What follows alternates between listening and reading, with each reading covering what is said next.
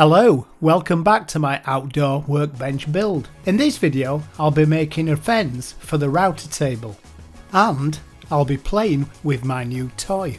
The project is cut from one 3ft by 2ft by 3/4 piece of plywood I picked up from my local builder's merchant and was cut to 8-inch strips with my Festool track saw before cutting it to length with the bench dog square.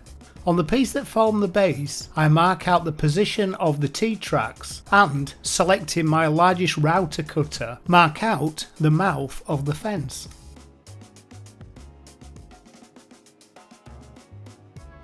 I started cutting out the mouth with the track saw, removing as much of the waste as I could. And then, clamping the board in my bench bull, opened up the mouth fully with my tenon saw. Once I was satisfied with the size of the opening, I repeated the process with the top panel.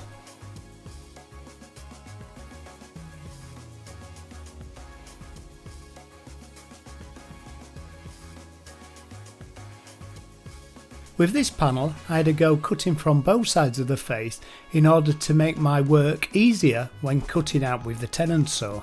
Then remounted my bench bull and cut out the final part. And I've created a perfect little house for my mate Stripey. Now I needed to mount my router in the Kreg plate. This is my TRA001 router that normally lives in the router table in the small loft workshop.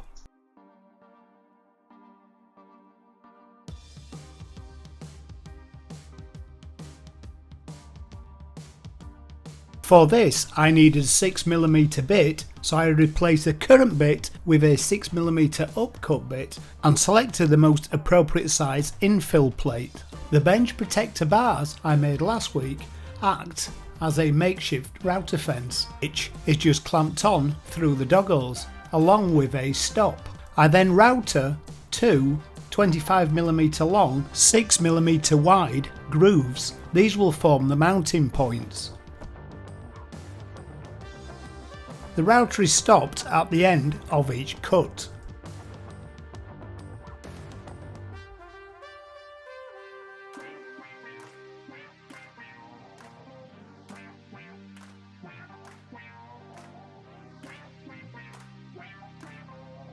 And just to ensure that the grooves are correct, I have a trial mount with some 6mm T-bolts.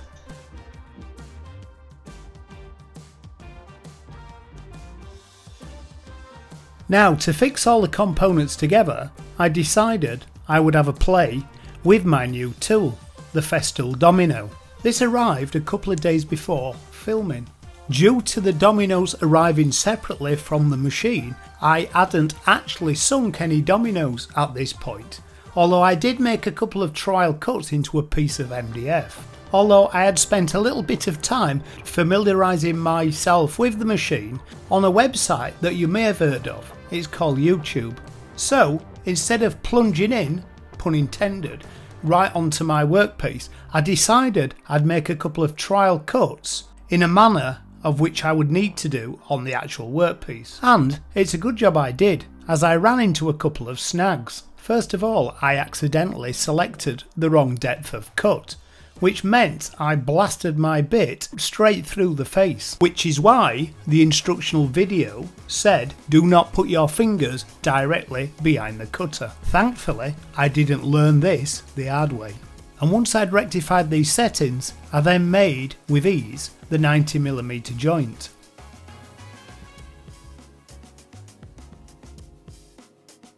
The next trial I did was for the triangular brace that was mid-span on the base and side plate. And if you watch the American Festool guy, and sorry I can't recall his name, he shows how to put a mid-shelf in and says after marking it to lay it with the top to the top. Well, I did the exact opposite. Hey, but that's the whole point of the trial.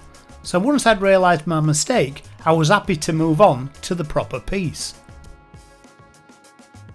So I marked out and cut 3 dominoes to each side of the mouth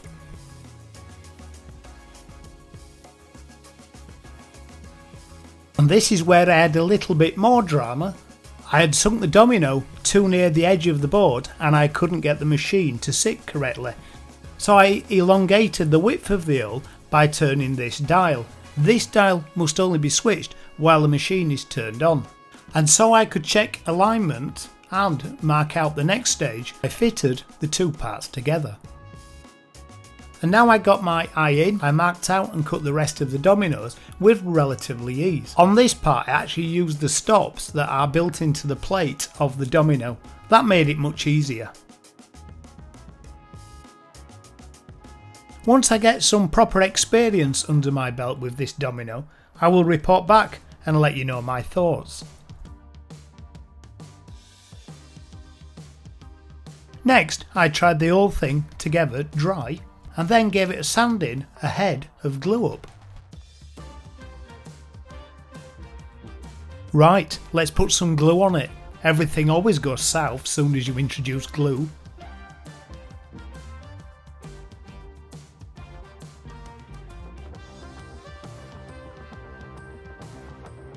Note, before assembly, I truncated the triangular braces.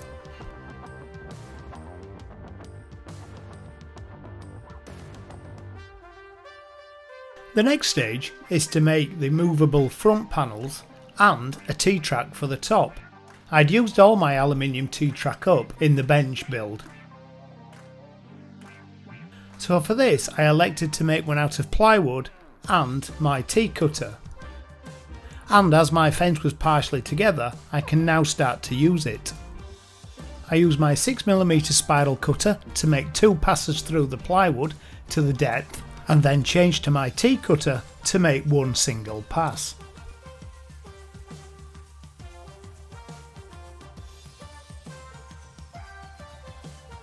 This groove will now accept T-bolts so I can mount featherboards and stops. Just so it was easier, I cut this as one full width and then cut it off with a track saw to form the T-bar and took the corners off with the block plane.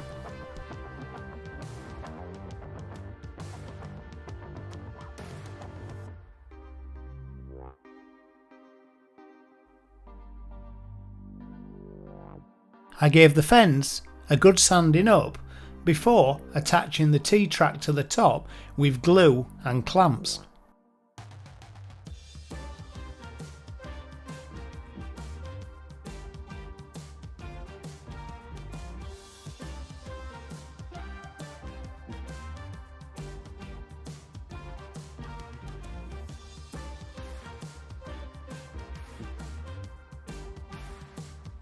For the movable front fence, I followed the same principle as for the T-track, two cuts with the spiral bit and then one with the T-cutter.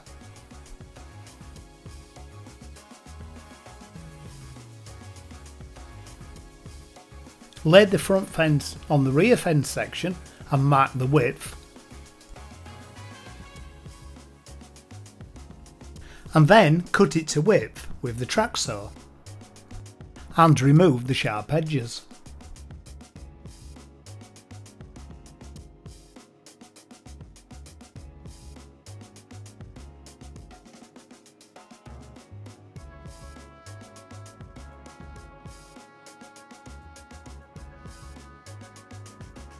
I now need to cut the fence in half. I elected to cut a slight chamfer where the tracks meet, so it gives a little bit more clearance for the cutters. You will notice here my stock moved under the rail and I just had to square up my cuts with another two passes. Next I have to drill 4 holes to mount these fronts, and to do that I wanted to ensure that I wasn't going to foul the knobs with my hand around the back of the fence. So once I'd worked out where I wanted the holes, I transferred the lines around the fence and then lined these up with the T-groove. I then drilled a pilot hole and finally opened the hole up to 6mm. Before inserting 4 number 6mm T-bolts.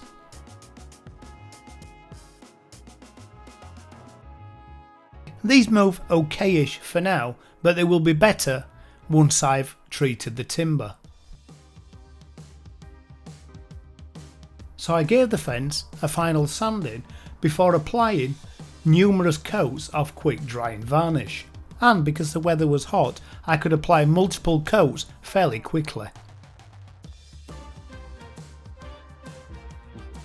Now, who waits till August to open their Christmas present? I received this last year and it is a huge chamfer bit. So for the dust collection port, I thought I would try this bit out in my newly created router table. I cut the remaining strip of plywood I had left into 12-inch pieces, mounted my router cutter and appropriate infill plate, fitted my router fence and set the sliding faceplate to the width of the cutter. Made sure the bearing was sat level or slightly behind the fence, and selected the correct speed of the router for this bit.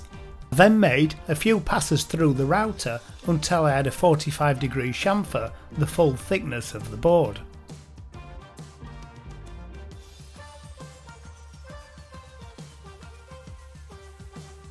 And then cut the piece down to length so it fitted snugly between the two inner triangular braces.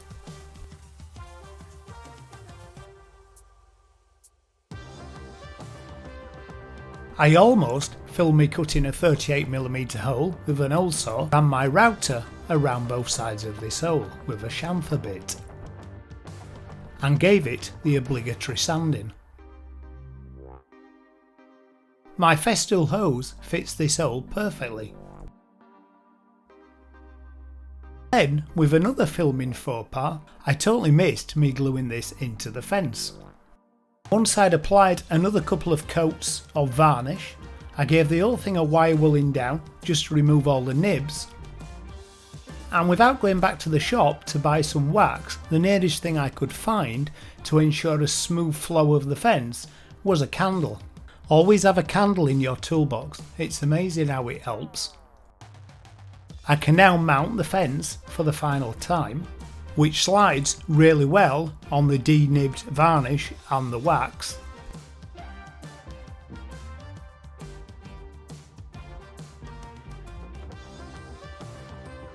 The fence is now finished and I can mount it on the router table top.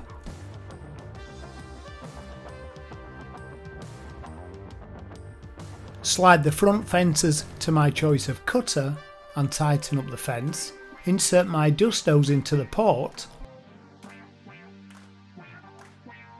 mount a featherboard in the T-slot,